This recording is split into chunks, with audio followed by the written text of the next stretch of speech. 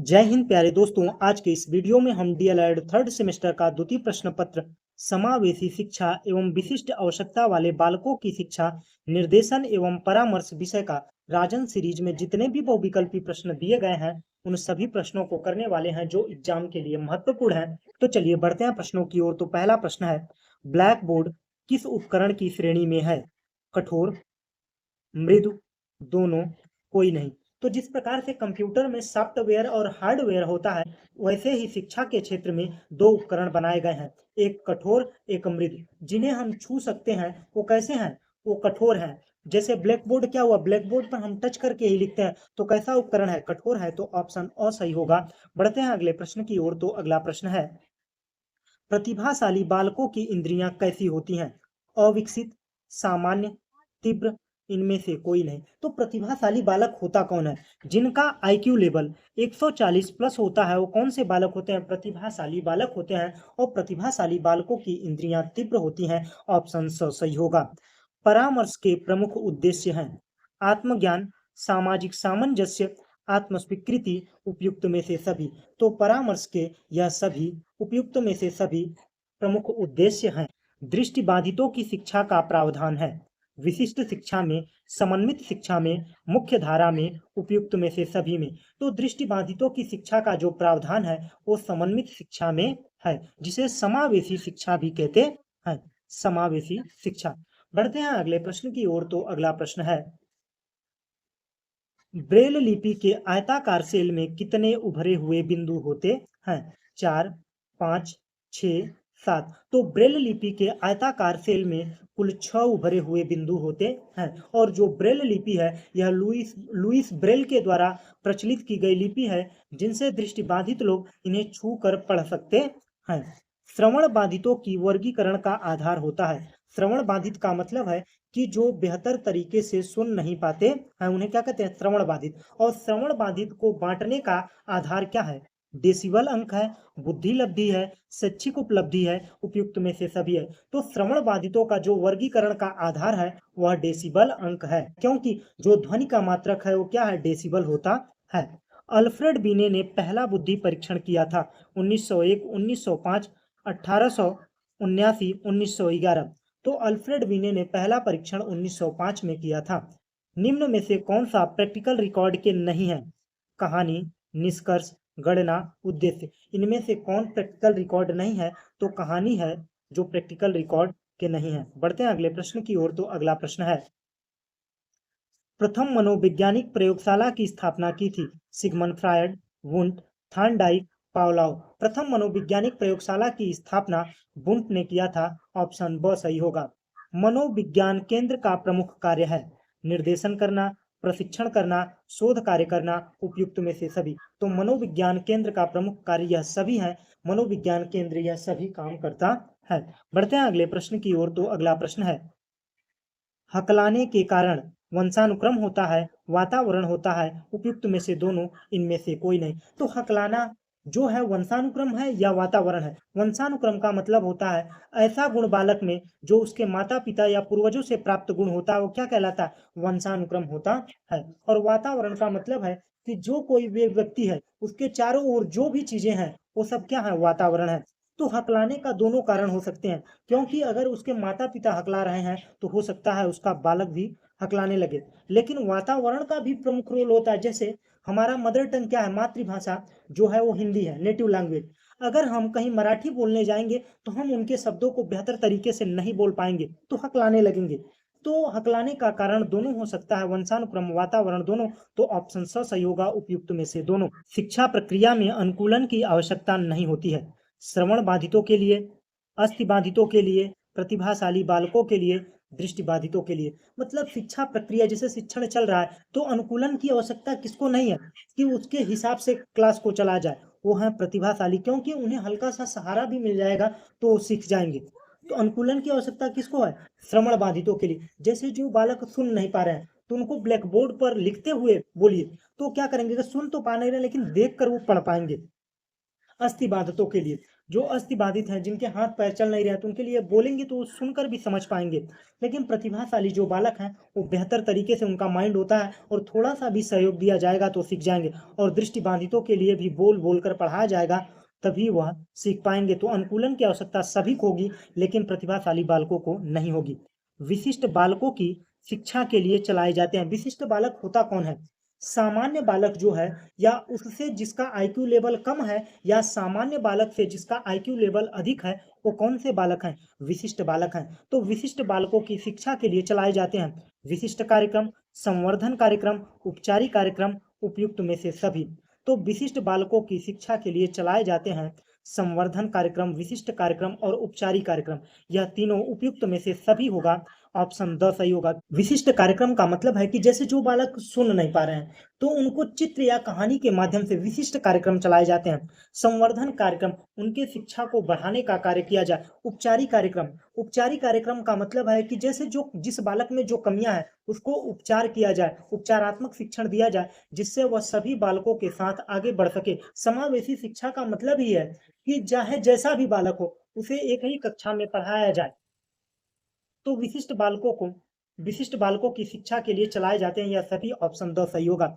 दृष्टिबाधितों के लिए राष्ट्रीय शिक्षा संस्थान स्थित है हरिद्वार में, कानपुर में, आगरा में, देहरादून में। तो दृष्टिबाधितों के लिए राष्ट्रीय शिक्षा संस्थान देहरादून में स्थापित है, ऑप्शन द सही होगा। बढ़ते हैं अगले प्रश्न की ओर। तो अगला प्रश्न है, ब्रेल लिपि का विकास किया? क्रिक ने, इटार्ड ने, लुईस ब्रेल ने, एलिस ने।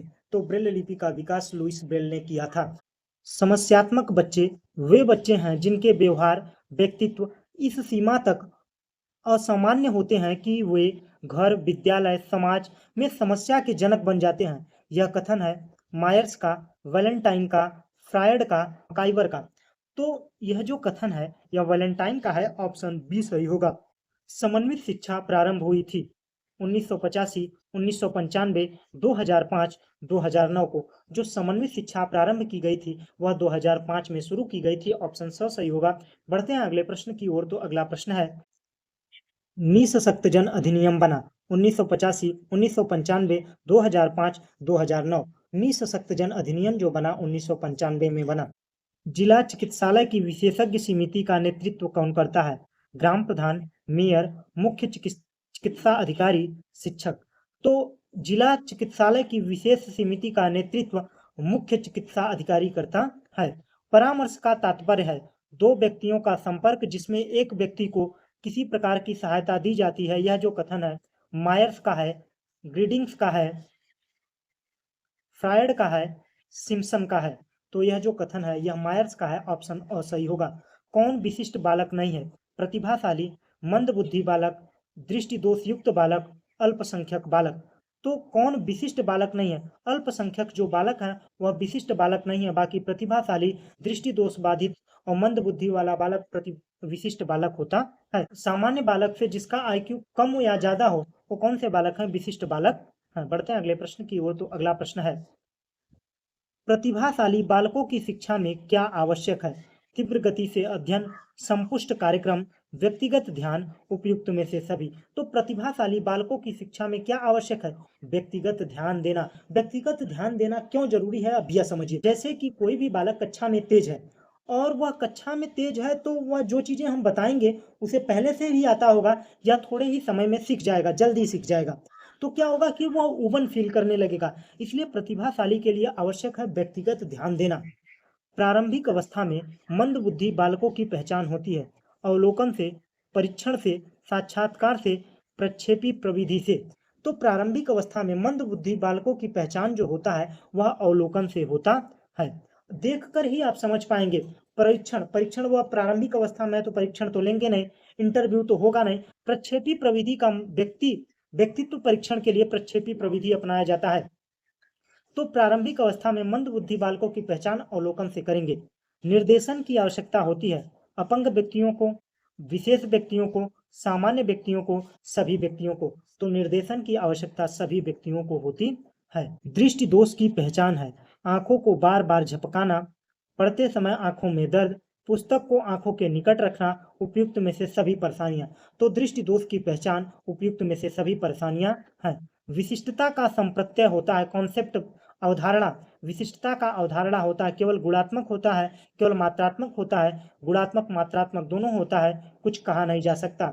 तो विशिष्टता की जो संप्रत्यय है वह कैसा है, गुणात्मक और मात्रात्मक दोनों होता है। बढ़ते हैं अगले प्रश्न की ओर। तो अगला प्रश्न है, कौन सी शिक्षा के क्षेत्र में विशिष्ट बालकों का वर्ग नहीं है? बौद्धिक दृष्टि से विशिष्ट बालक, शारीरिक दृष्टि से विशिष्ट बालक, जातिगत दृष्टि से विशिष्ट बालक, शैक्षिक दृष्टि से विशिष्ट बालक। तो कौन शिक्षा के क्षेत्र में विशिष्ट बालकों का वर्ग नहीं है? तो जातिगत दृष्टि से विशिष्ट बालकों का वर्ग नहीं है। बौद्धिक, शारीरिक, शारीरिक में जैसे कोई भी बालक दृष्टि बाधित है या श्रवण बाधित है तो कैसा बालक है? विशिष्ट बालक है। या वो प्रतिभाशाली बालक सामान्य बालक से अधिक तेज है या कमजोर है तो कैसा है? विशिष्ट बालक है। लेकिन जातिगत दृष्टि से विशिष्ट बालक नहीं बनाए जाते हैं कि कोई दलित है तो वह विशिष्ट बालक है, ऐसा कुछ नहीं है, या कोई जनरल है तो विशिष्ट बालक है। ब्रेल विधि संबंधित है श्रवण दोष, मानसिक दोष, अपंगहीनता, दृष्टि दोष। जो ब्रेल विधि है यह दृष्टि दोष, दृष्टि बाधितों के लिए बनाई गई है। भारतीय पुनर्वास परिषद अधिनियम कब पारित हुआ था? 1991, 1992, 1993, 1995। तो 1992 में भारतीय पुनर्वास परिषद अधिनियम पारित हुआ था। बढ़ते हैं अगले प्रश्न की ओर। तो अगला प्रश्न है, विशिष्ट बालकों की शिक्षा के लिए चलाए जाते हैं विशिष्ट कार्यक्रम, संवर्धन कार्यक्रम, उपचारिक कार्यक्रम, उपयुक्त में से सभी। तो उपयुक्त में से सभी कार्यक्रम चलाए जाते हैं। श्रवण बाधित बालकों में प्राय सुनने की क्षमता होती 30 से 50 डेसिबल, 50 से 60 डेसिबल, 60 डेसिबल या अधिक, 50 डेसिबल या अधिक। तो श्रवण बाधित बालकों में प्राय सुनने की जो क्षमता है वह 30 डेसिबल से 50 डेसिबल होती है। बढ़ते हैं अगले प्रश्न की ओर। तो अगला प्रश्न है, विशिष्ट शिक्षा के अंतर्गत कौन आता है? तो विशिष्ट बालक कौन होता है? जो सामान्य बालक से तेज हो या कमजोर हो। तो विशिष्ट शिक्षा के अंतर्गत कौन आएगा? विकलांगता, जो विकलांग है वो भी आएंगे। रोगग्रस्तता मतलब रोग से जो ग्रस्त है वह भी विशिष्ट बालक में आएंगे। जिनमें अक्षमता है, डिसलेक्सिया है, कलकुलिया है, डिस्ग्राफिया है, वो भी किसमें आएंगे? विशिष्ट बालक में। तो उपयुक्त में से सभी होगा। सही दृष्टि कहलाती है 6/6, 6/9, 6/12, 6/18। तो सही दृष्टि कहलाती है 6/6। 6 क्या है? 6 मीटर की दूरी पर कोई भी अक्षर लिखकर अगर सामान्य व्यक्ति पढ़ सकता है तो अगर कोई भी व्यक्ति पढ़ रहा है तो क्या है? सही है। अगर कोई भी व्यक्ति 6/6 नहीं है तो उसकी आंखों में दोष है। शैक्षिक समावेशन से तात्पर्य है पिछड़े बच्चों को शिक्षा प्रदान करना, विकलांग बच्चों को शिक्षा प्रदान करना, सभी बच्चों की शिक्षा प्रक्रिया से जोड़ना, बच्चों में शैक्षिक समझ बढ़ाना। तो शैक्षिक समावेशन से तात्पर्य है सभी बच्चों को शिक्षा प्रक्रिया से जोड़ना। ऑप्शन स सही होगा। बढ़ते हैं अगले प्रश्न की ओर। तो अगला प्रश्न है, भाटिया बैटरी पर में कुल कितने उप परीक्षण हैं? 2, 3, 5, 7। तो भाटिया बैटरी में कुल कितने उप परीक्षण हैं? 5 उप परीक्षण हैं। क्रमित विकास के सिद्धांत के प्रतिपादक हैं किंग्स एवं थॉर्नडाइक, स्किनर, नन, अरस्तु। स्किनर ने अपना प्रयोग किस पर किया था और थॉर्नडाइक ने? या कमेंट में बताइए। अगर आप लोगों को वीडियो अच्छा लग रहा हो तो वीडियो को लाइक करो, दोस्तों के साथ शेयर करो, और चैनल पर नए हो तो भाई प्लीज यार चैनल को सब्सक्राइब कर लो। अधिक तनाव का काल है। क्रमित विकास के सिद्धांत के प्रतिपादक कौन है? किंग्स एवं थॉर्नडाइक हैं। अधिक तनाव का काल है शैशवावस्था, किशोरावस्था, बाल्यावस्था, प्रौढ़ावस्था। तो अधिक तनाव का काल है किशोरावस्था, क्योंकि आंधी तूफान तनाव की अवस्था जो कथन था यह किसने कहा था, या कमेंट में बताइए। इसीलिए अधिक तनाव का काल कौन सा है? किशोरावस्था है। बढ़ते हैं अगले प्रश्न की ओर। स्कूल बच्चों के व्यक्तिगत भिन्नताएं किस रूप में पाई जाती हैं? शारीरिक, मानसिक, रुचि, उपयुक्त में से सभी। सभी प्रकार की व्यक्तिगत भिन्नताएं स्कूल बच्चों में पाई जाती हैं। प्रतिभाशाली विद्यार्थी हैं अभिसारी चिंतक, अपसारी चिंतक, बहिर्मुखी, बहुत परिश्रमी। अपसारी और अभिसारी आपने पढ़ा होगा। जब कई प्रश्नों का जवाब एक ही आए तो कैसा प्रश्न है? अभिसारी है। जब कई सोचों का केवल एक ही निदान हो, क्या है? अभिसारी है। लेख अपसारी है। तो ऑप्शन ब सही होगा। प्रतिभाशाली विद्यार्थी अपसारी चिंतक है। निम्न में से कौन सा सृजनात्मकता से संबंधित नहीं है? मौलिकता, प्रवाह, मितव्ययिता, उपयोगिता। तो सृजनात्मकता से संबंधित नहीं है वो है मितव्ययिता। बढ़ते हैं अगले प्रश्न